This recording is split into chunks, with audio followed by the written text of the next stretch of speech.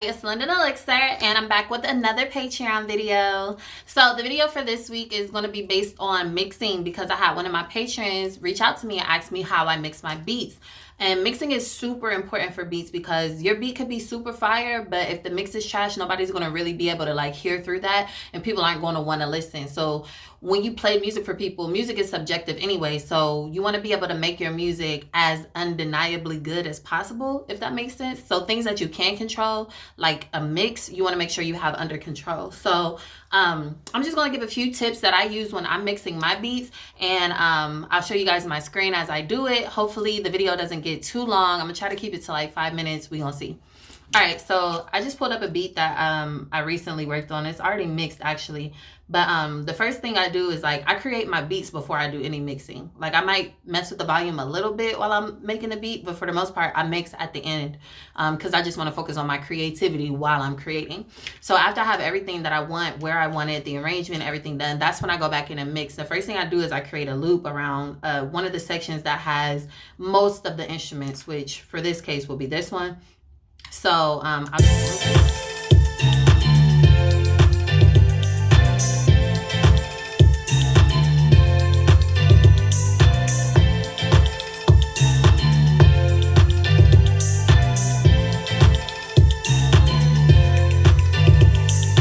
okay, so that's what it sounds like. So usually when I mix, I start with my drums first. So I'll go to like my kick drum and I'll solo it. When I mix, I solo each instrument by itself. So the kick first, I'll turn it up so you guys can hear.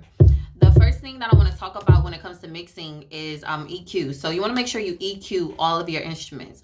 So when it comes to a kick, you want to pay attention to the frequencies where your instruments are thriving. So let me pull up the EQ that I have on this kick.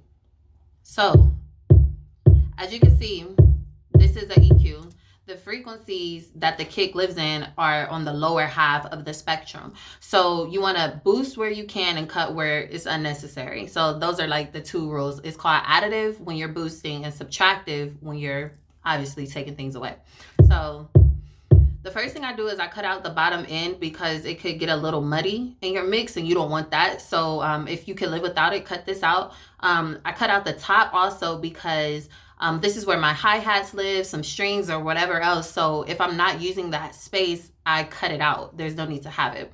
And then as far as the boosting, I boosted here because this is where the thickness of this particular kick lives. And then I boosted here because I wanted that upper end because this is more of a pop, like a funky type of beat. So you want to hear like a little bit of the top end of your kick as well, just to help it have that punch. So I boosted that in the EQ as well. Now, if you want to go a step further, I didn't do it this time, but you could do frequency sweeps. So what this is when you sweep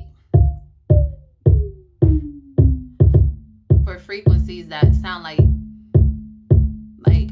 they have a little bit of a buildup. That's one right there. You can hear it. So if you want to get your mix really clean, what you do is sweep for those type of sounds and you cut them out. It'll just clean up your mix overall. So I do that for my kicks. The next thing after I do my kick is I usually try to go to the bass because that's a big problem area with people is like they're not understanding how to mix their bass with their kicks, especially in trap music. So for this type of beat, I didn't use that 808 for a bass. I used the actual bass guitar. So you could hear it. So I have two EQs on the bass. And that's because there were a lot of frequencies that I was trying to take out. But one thing I want to point out in particular, this is the frequency where my kick lived. So I wanted to take a little bit of that out in the bass because it was unnecessary. It didn't really make a difference in the sound of my bass, and it will make my kick stand out more because they're not taking up the same space. So I did that, and then cut out the top end for the same reasons as I told you before with the kick. And then let's see what this second EQ is doing. I just took out another bad frequency. So that's how I EQ my guitar and that's how I EQ my bass guitar and my kick. So when they play together, it feels really full. It feels really healthy. The other thing you want to pay attention to with your kick and your bass is the volume levels. So based on how loud your instruments are, you want to make sure they have a good balance in the velocity. So Oh, this video is getting kind of long already, and I see that this is going to have to be a series. So let's just stop there for today. Kick and bass are really fundamental, especially, like I said, if you're making trap music, you want to make sure you EQ those so that they have room for each other. And go through and EQ all of your instruments. You want to boost where they're living and take away things that are unnecessary or that cause buildup. And if you have any questions, shoot me a message, and I will continue this in the next video.